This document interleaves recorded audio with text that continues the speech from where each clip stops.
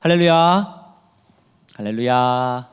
예배 자리에 오신 여러분 주님의 이름으로 환영하고 축복합니다. 함께 예배하는 우리 모든 심령 가운데 참 좋으신 주님의 크고 놀라우신 은혜와 평강이 가득 흘러넘치기를 주님의 이름으로 간절히 소망합니다. 편안함에 이르렀나라는 제목을 가지고 함께 말씀을 나누어 보고자 합니다. 여러분, 우리는 어떤 사람들인가요? 이렇게 지나가는 사람 붙잡고 여러분 어떤 사람이에요? 이렇게 물어보면은 뭐라는 거야? 이렇게 하겠죠. 근데 특별히 주일을 거룩하게 구별하여서 지키고, 또 사실 굳은 날씨임에도 불구하고 또 이렇게 예배당에 함께 나와서 예배드리고 하나님 앞에 서는 여러분 한 사람 한 사람은 어떤 사람인가요? 우리는 그런 사람들을 그리스도인이라고 부릅니다. 그렇죠? 근데 우리가 그리스도인이라 이렇게 불리고 이것이 우리의 정체성이긴 한데요. 우리가 그리스도인 되어서 사실 교회 공동체 사람들이랑만 살 수 있으면 참 좋을 것 같아요. 그렇죠? 교회에서만 지낼 수 있어도 너무너무 좋겠다. 이제 그런 것이 너무너무 좋겠다 생각해서 같이 지내보는 게 써맥인 거죠. 그렇죠? 목금토 이렇게 2박 3일 동안. 근데 그럴 수 없잖아요. 현실이. 우리는 세상 속에서 살아갑니다. 그렇죠? 그리스도인이긴 그리스도인인데 세상 속에서 그리스도인입니다. 교회에서는 말할 거 없고요. 그리스도인 아니신 분 손 들어보세요. 에? 제명. 손 내려. 손 내려. 그리스도인 아닌 사람 제명. 안 돼. 손 내려요. 그리스도인 아닌 사람 없죠? 없어요. 우리 다 그리스도인이에요. 그렇죠? 우리는 여기 앉아 있는 우리 모든 사람들은 사실 다 그리스도인이에요. 누가 그리스도인 아닌 사람 손 들어보세요. 그리스도인인 사람 손 들어보세요. 그리스도인 아닌 사람 손 들어보세요 해도 우리는 다 그리스도인입니다. 근데 우리가 그리스도인인 것이 드러나는 장소는 어디냐면 바로 우리 삶의 자리라는 거죠. 우리 세상이 우리가 어떤 사람인지를 나타내고 드러내는 것이다라는 것입니다. 여러분, 그런데 우리가 세상 속에서 그리스도인으로 살아간다는 것이 이렇게 녹록하지가 않습니다. 그렇죠? 왜 그럴까요? 그리스도인은 사이의 존재이기 때문에 그렇습니다. 끼어있는 존재라고도 할 수 있을 겁니다. 발은 이 땅에 두고 살아가지만 눈은 어디를 향하고 사는 사람이에요? 하늘을 향하고 사는 사람이에요. 발은 우리가 이 땅을 딛고 있지만 우리의 눈은 언제나 항상 하늘을 향하고 있는 존재. 그래서 하늘과 땅 사이에서 하늘과 땅을 잇는 존재가 바로 그리스도인이라고 하는 것이죠. 그래서 때로는 이 두 세계관이, 때로는 이 두 가치관이 서로 부딪힐 때가 있어요. 서로 상충될 때가 있다 하는 것이죠. 그래서 그리스도인으로 우리가 이 세상을 살아가는 것이 때로는 버겁게 느껴질 때가 왕왕 있지 않나 합니다. 그런 우리들에게 오늘 본문 말씀은 무엇을 요청하고 있냐면 온전한 사람을 이루어서 그리스도의 장성한 분량에 이르기까지, 그리스도의 장성한 분량에 충만한 데까지 이르기를 분명하게 우리에게 요청하고 있다 하는 것입니다. 그러면서 우리가 온전한 사람에 이르게 되는 방법, 그리스도의 장성한 분량에 충만하게 이르게 하는 방법에 대해서 한 가지 그 방법을 제시하고 있는데, 그것이 바로 믿는 것과 아는 일의 하나가 되는 것이다. 여러분, 그렇다면 이 믿는 것, 다시 말하면 이 믿음이라고 하는 것은 무엇일까요? 이 믿음은 우리 예수 그리스도의 십자가와 부활을 통해서 내가 구원받았다라고 하는 것을 믿는 믿음입니다. 내가 그냥 그저 그런 존재다라고 여기는 것이 아니라 하나님이 하나님의 형상으로 나를 특별하게 지으셨고 하나님의 형상이 내 안에 있고 그래서 나는 존귀한 자고 보배로운 자다라고 하는 것을 믿는 믿음, 이것이 간단하게 믿는 것이다 이렇게 이야기할 수 있을 겁니다. 근데 그러다 보면 이 믿음이 어떻게 확장이 될 수 있냐면 이 믿음은 내 삶이 이제는 왜냐하면 이 믿음의 기본적인 토대가 십자가와 부활에 있기 때문에 십자가를 통해서 이제 나는 죽었죠. 부활을 통해 이제 나는 다시 살았어요. 그런데 누구로 다시 산 거예요? 예수로 다시 산 거예요. 이제는 내가 살아도 사는 것이 아니요 내 안에 그리스도께서 사는 것이 그리스도인이고 이것을 믿는 것이 믿음이라는 것이죠. 그래서 우리가 믿는 이 믿음은 십자가와 부활의 토대를 두고 있기 때문에 이 믿음은 내 삶의 주인이 이제는 내가 아니요 예수님이시다 라는 것을 믿는 믿음으로 확장됩니다. 이 믿음은 모든 삶 가운데 하나님의 인도하심이 나를 끌고 가신다 라는 것을 믿는 믿음입니다. 왜요? 내가 가는 모든 걸음마다 우리 주께서 동행하시니, 내가 가는 모든 걸음마다 우리 주님께서 한 발 더 앞서 행하고 계시니, 내 모든 발걸음이, 내 모든 삶의 행동이 주님과 함께 동행하는 것이며 주님께서 인도하고 계신 겁니다 라는 것을 고백하는 믿음이라는 것이죠. 이 믿음은 내가 그분의 사랑에 매여 있다라고 하는 믿음입니다. 여러분, 그래서 조금 어려울 수 있는데요, 조금 집중해서 여러분 잘 들어보시고 또 이해하는 범주로 넘어갈 수 있으면 좋겠습니다. 이 칼빈이라고 하는 사람이 어떻게 보면 이 장로교의 창시자이고 장로교의 아버지라고 할 수 있는데, 이 칼빈이라고 하는 사람이 기독교 강요라고 하는 책을 썼어요. 근데 이 기독교 강요라고 하는 책에서 이 믿음에 대해서 설명하는데, 이 칼빈은 믿음이 이 생명의 원천이신 하나님께로 가는 길은 그리스도밖에 없다는 점, 그죠? 사도행전 4장 12절의 말씀이에요. 다른 길로는 우리가 구원받을 수 없어요. 천하 만물 중에 오직 예수 그리스도 그 이름 외에는 우리가 구원받을 수 없습니다 라는 걸 좀 어렵게 쓴 말이에요. 생명의 원천이신 하나님께로 가는 길은 그리스도밖에 없다는 점에서 믿음의 대상은 누구다라는 거예요? 예수 그리스도다 이렇게 단정합니다. 그거 외에 없습니다 이렇게 이야기하고 있는 거예요. 그리고 그 믿음의 근거는 지식이다 이렇게 이야기합니다. 이 지식은 하나님뿐 아니라 그의 뜻까지 아는 지식이다 이렇게 설명하고 있어요. 하나님을 안다는 것, 하나님을 아는 것, 하나님에 대하여 아는 것라기보다는 하나님 당신을 아는 것, 하나님에 대하여가 아니라 about이 아니라 그분 자체를 아는 것, 그분의 뜻과 그분의 마음과 그분의 섭리와 그분의 계획을 아는 것에 이르는 지식, 그것을 지금 이야기하고 있다라고 하는 것입니다.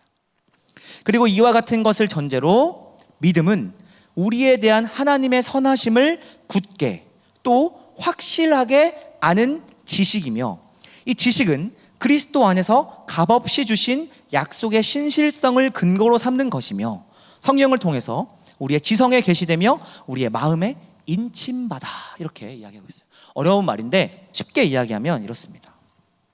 믿는 것에도 지적인 측면이, 지식의 측면이 강하게 작용하고 있다라고 하는 것이죠.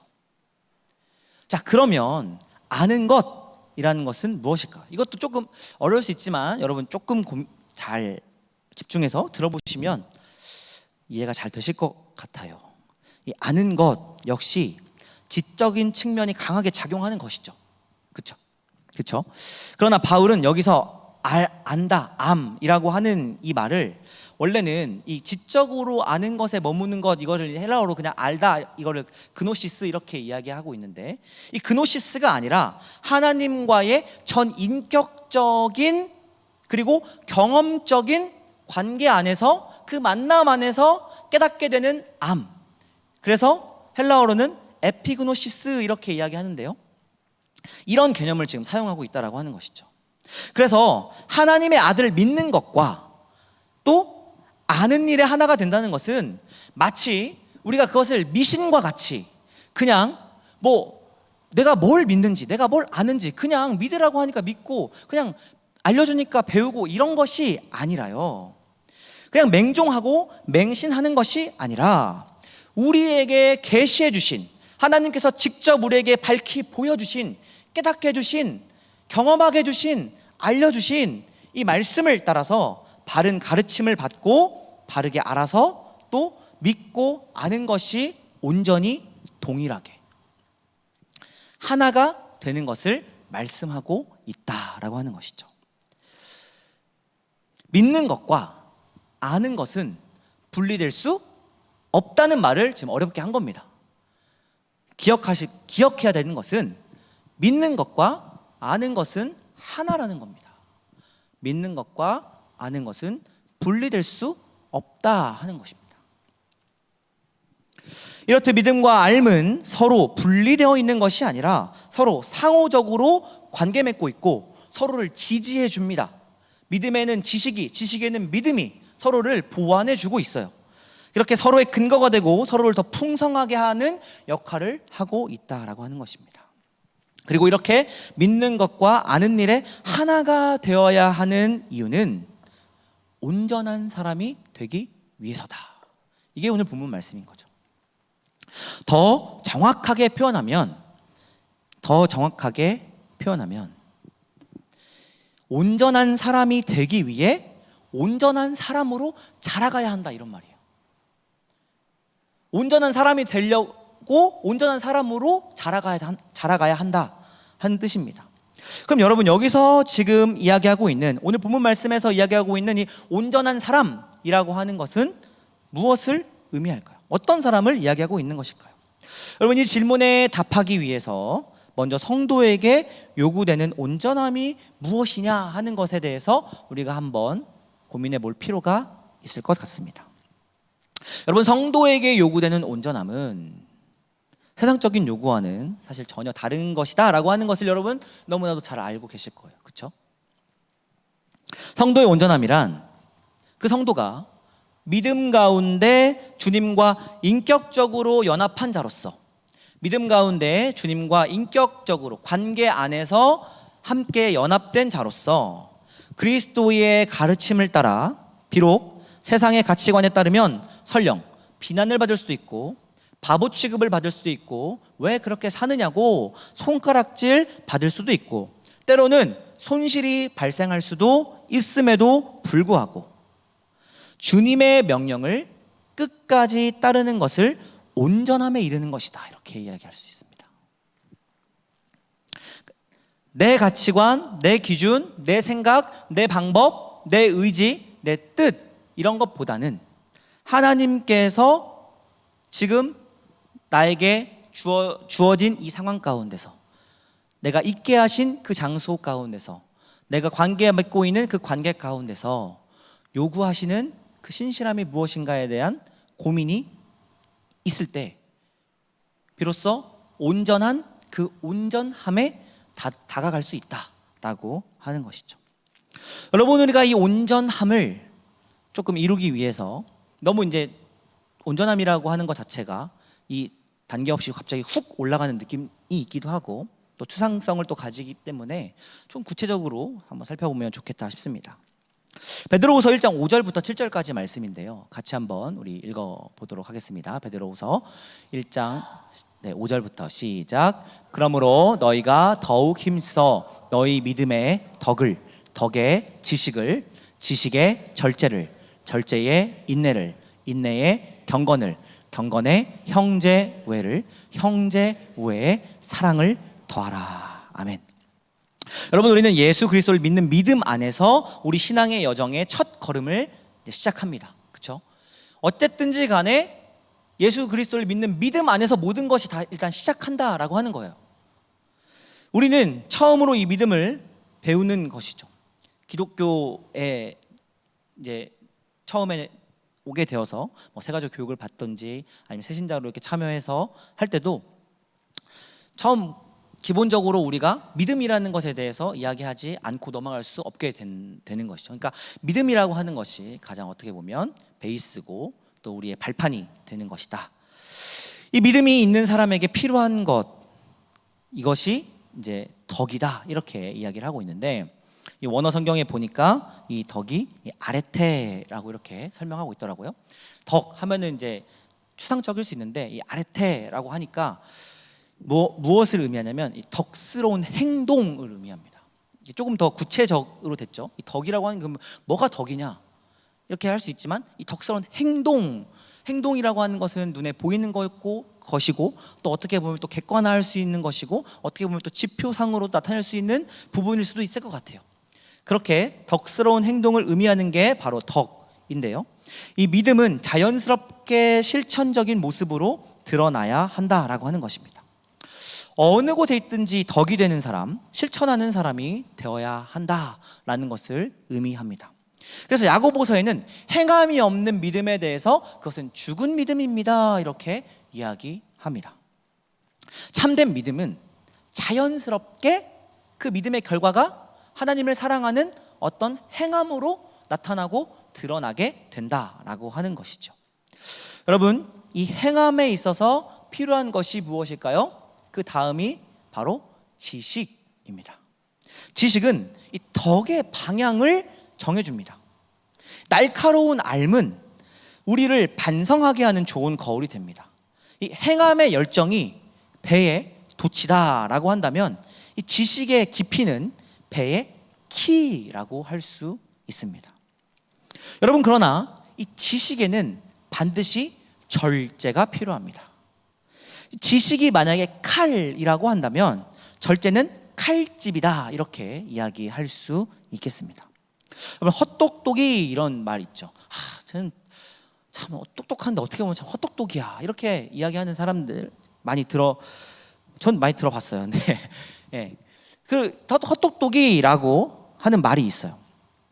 아는 것이 많으나 그 지식을 절제할 줄 모르는 사람이 그렇습니다. 이 아는 것 때문에 관계가 깨져요. 아는 것 때문에 사람을 해치는 경우들이 있습니다. 하나님은 우리에게 로마서 1장 9절 말씀에 보면 하나님을 알만한 것을 다 우리 가슴에, 마음에 주셨다, 이렇게 말씀하고 계세요. 그리고 그것을 우리는 양심이라고 부릅니다. 하나님은 그 양심 안에서 우리를 자유하게 하셨어요. 그 양심 안에서 우리를 자유롭게 하셨습니다. 그래서 모든 것이 하나님 앞에서 가능하고, 또 모든 것이 하나님 앞에서 능합니다. 그러나 하나님 앞에서 능한 것이 모두 덕을 세우는 것은 아니고, 하나님 앞에서 가능한 것이 모두 유익을 끼치는 것은 아니라 하는 것입니다. 여러분, 마태복음 16장에 보면 베드로가 이제 예수님에 대해서 신앙 고백을 합니다. 주는 그리스도시요 살아계신 하나님의 아들입니다, 이렇게 엄청난 이 신앙의 고백을 딱 하죠. 그때부터 예수님이 이제 됐나 보다 하면서 이제 그리스도가 받게 되는 고난과 십자가, 부활, 이런 부분들에 대해서 말씀해 주시길 시작합니다. 그런데 이 이야기를 듣고서 베드로의 반응이 뭐였어요? 이에 대해서 주님, 그리 마옵소서, 이렇게 이야기를 합니다. 그때 예수님께서 베드로에게 뭐라고 이야기하시나요?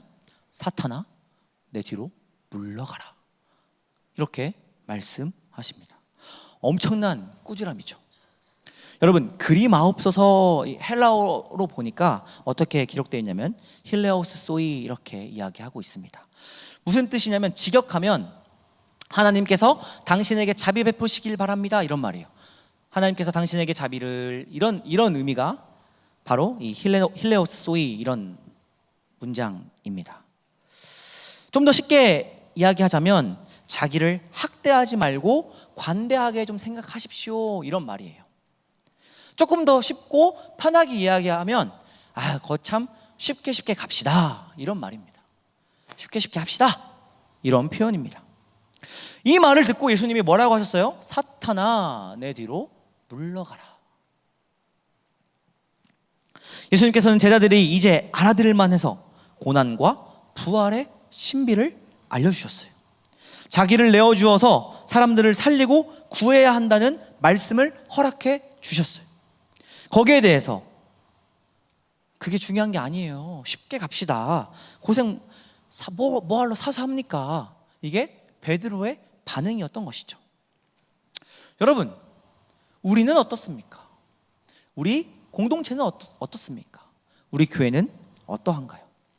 십자가와 부활, 그 놀라운 진리가 우리 안에 있음에도 불구하고, 그것을 전달받았음에도 불구하고 당장 잘 사는 비결, 그냥 쉽게 편하게 그냥 우리 손에 익은 대로 그렇게 가자 하고 있지는 않습니까? 다른 이들이 어떻게 되건 그저 나에게만 관대하지는 않습니까? 여러분, 다른 게 사탄이 아닙니다. 늘 다른 사람들에게 대해서는 내게 잘못하고 손해 입혔다고 고소하고 고발하고 참소하고 미워하는 마음 갖고 불평하고, 자신에 대해서는 그것을 내가 무엇을 하든지 간에 어떤 일을 저질렀든지 간에 너그럽게 변명하고 또 그것에 대해서 합리적인 이유를 들이대는 것, 당장의 아니만을 위해서 쫓아다닌다면 여러분, 그것이 사탄의 길이다라는 것이죠. 하나님과 사람의 관계를 회복시키는 이 화목제라는 단어와 자신의 행복만 위해 쉽게 스스로에게만 관대하다 할 때 그 관대, 이것의 헬라어의 어원이 같습니다. 여러분, 그게 주께서 꾸짖으시는 사탄의 길이다라고 하는 것을 여러분 기억할 수 있기를 바랍니다. 여러분은 주께 어떤 말씀을 받았습니까? 여러분은 주님께 어떤 마음을 받으셨습니까? 그 뜻을 알면서도 베드로처럼 주님께 따지고 들고 있지는 않습니까? 우리 공동체는 어떤 길을 향하여 가고 있습니까? 우리 교회는 어떤 방향을 향하여 나아가고 있습니까? 예수님의 길입니까? 사탄의 길입니까? 우리 생각해 보아야 한다는 거예요. 그래서 여러분, 이 절제를 위해서는 인내가 필요합니다. 하나님을 위해 참을 줄 압니다. 하나님을 위해서 내려놓을 줄 알아요. 고린도전서 8장에 보면 우상 제물에 관련되어서 서로 이렇게 다투었던 내용이 등장합니다. 어떤 내용이냐면, 이제 누군가가 우상에 어떤 제물을 이렇게 드렸어요. 이거 음식 먹을 수 있냐 없냐 이거예요. 우상에게 드렸는데 이 음식 먹을 수 있냐 없냐 이거 가지고 논쟁이 벌어진 거예요. 한쪽 편에서는 아니 그거 하나님이 주신 거고 또 뭐 어때, 먹어도 되지, 괜찮지. 근데 또 한편에서는 어떻게 우상에게 드린 제물을 먹을 수가 있어? 하면서 서로 갈등이 일어나고 싸움이 일어났던 거예요. 여러분, 사실 근데 이 세상의 모든 것은 하나님께서 주신 겁니다. 그리고 그것을 바울도 디모데전서 4장 4절 말씀에서 이렇게 이야기하고 있어요. 하나님께서 주신 모든 것이 선함에 감사함으로 받으면 버릴 것이 없다, 이렇게 이야기하고 있어요. 그런데 교회 공동체 안에 살펴보니 여전히 믿음이 연약한 사람들이 있더라는 거예요. 여전히 또 다른 생각을 가지고 있는 사람들도 존재하더라라는 것입니다. 바울은 분명하게 우상 제물 먹을 수 있다 하는 입장이었습니다. 그것이 바울의 분명한 입장이었어요. 하나님께서 주신 모든 것은 선합니다. 우리가 감사함으로 받으면 버릴 것이 없습니다. 괜찮습니다. 분명하게 이것이 바울의 입장입니다. 그러나 바울은 우상에게 바쳐졌던 제물을 먹지 않았습니다. 왜요?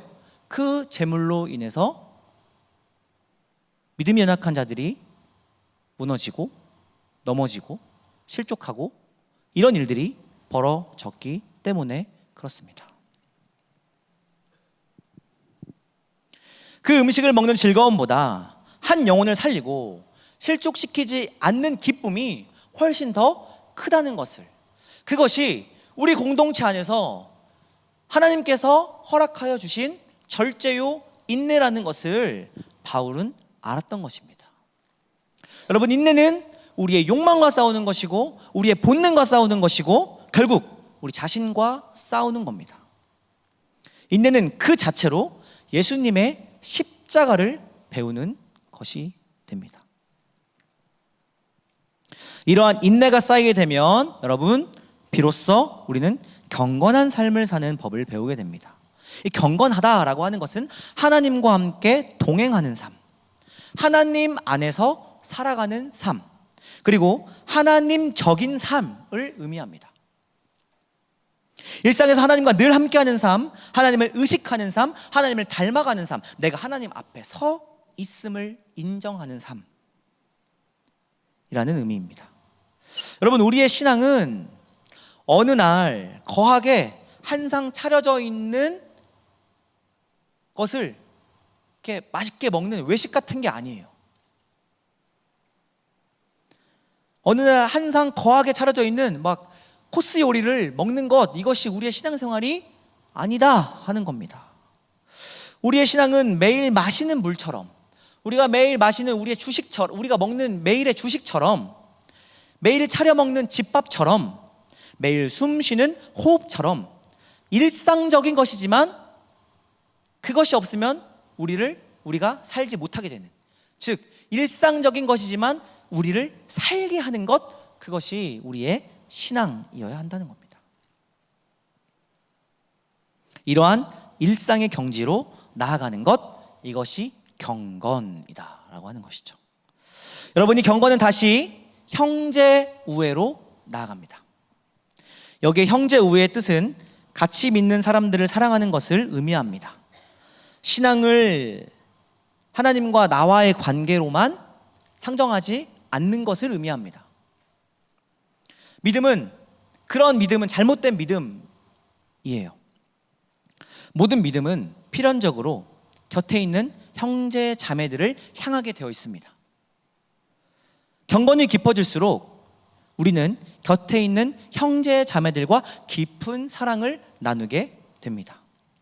경건은 하나님 앞에서의 온전한 겸손이요, 하나님 닮음이기 때문에 그렇습니다.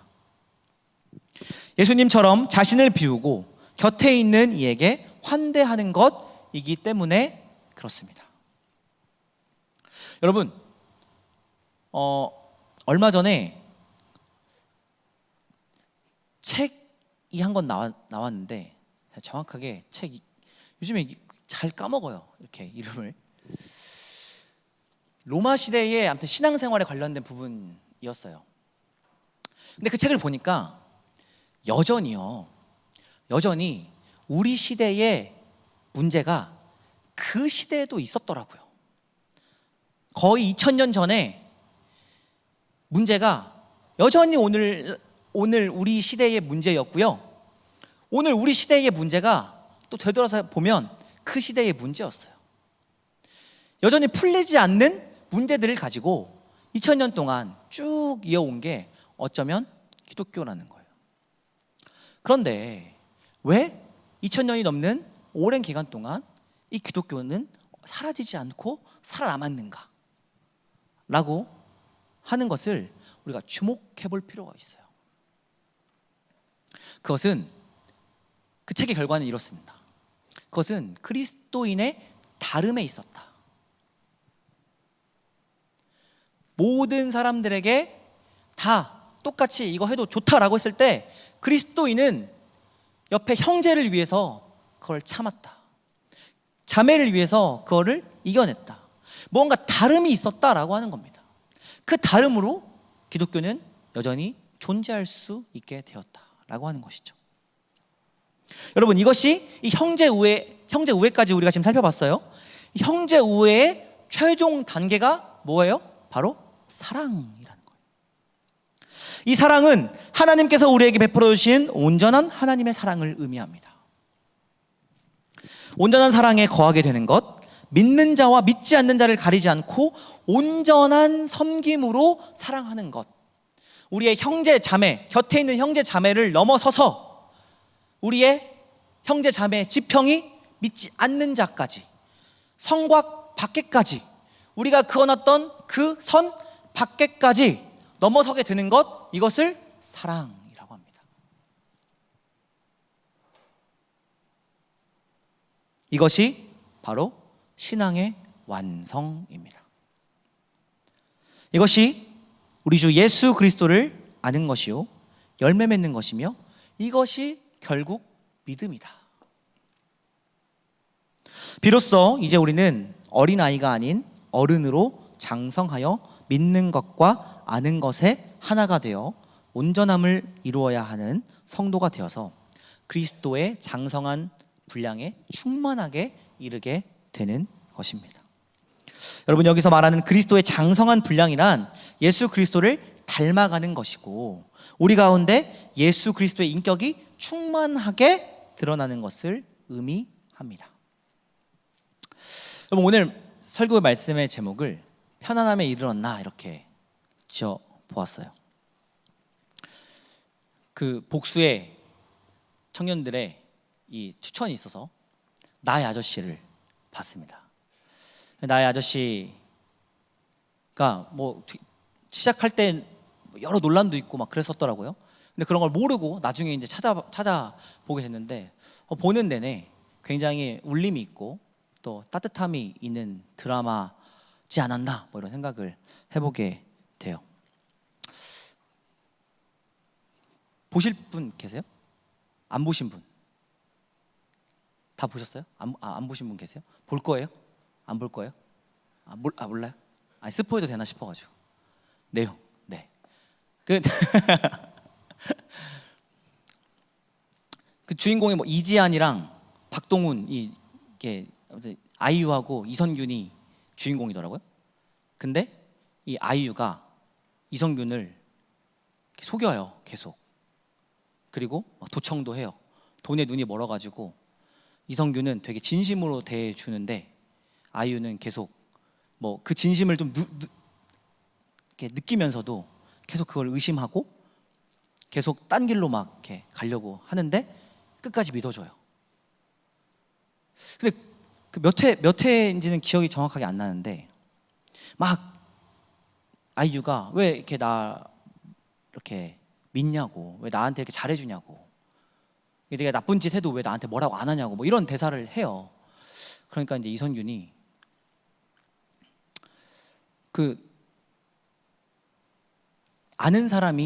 내가 아는 사람이 그런 어떤 나쁜 짓을 하면 이해가 된대요. 그러면서 근데 내가 널 알아 이런 이야기를 이렇게 대사를 하더라고요. 이 안다는 것이 이런 것 아닐까?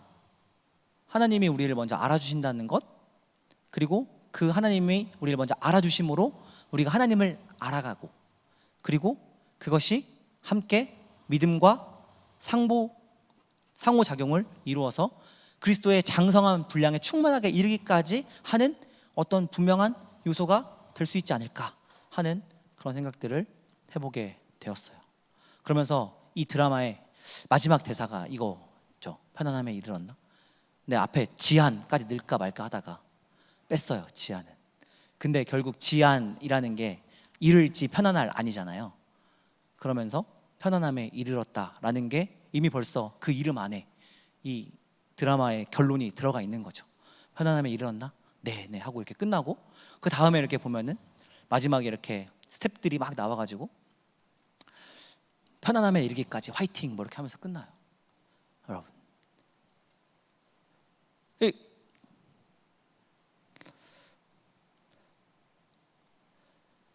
어쩌면 저는 이 온전함이 그리스도의 장성한 분량에 충만하게 이르기까지 하는 이 온전함이 편안함이지 않을까 생각을 해보게 되었어요. 여러분, 온전함에 이르기까지 우리의 신앙은 계속 파이팅 해야 됩니다. 진보되어야 합니다. 어떻게 해요? 믿음의 덕에 절제를, 절제의 인내를, 인내의 형제 사랑을, 형제 우애를, 형제 우애의 사랑을 계속해서 더해 가야 됩니다. 우리의 신앙과 우리의 삶은 분리될 수 없어요. 우리의 믿음과 우리의 삶은 분리될 수 없어요. 결국 그 편안함은 완전한 신뢰 아니었을까? 완전한 그 온전함의 이름이 아니었을까 하는 생각을 해 보게 된 거죠. 본 지 얼마 안 돼서 묵상하는 시간이 적었지만 아무튼 여러분도 이 신앙의 온전함에 다다를 수 있기를 바랍니다. 온전함에 이르렀나? 스스로 매일매일 질문해 보실 수 있기를 바라요. 그리고 한 걸음 한 걸음 주님과 함께 동행하며 진정한 사랑으로 나아가는 귀하고 복된 우리 청년 공동체 되기를 주님의 이름으로 간절히 소망합니다. 우리 같이 찬양하고 또 기도의 자리로 나가겠습니다.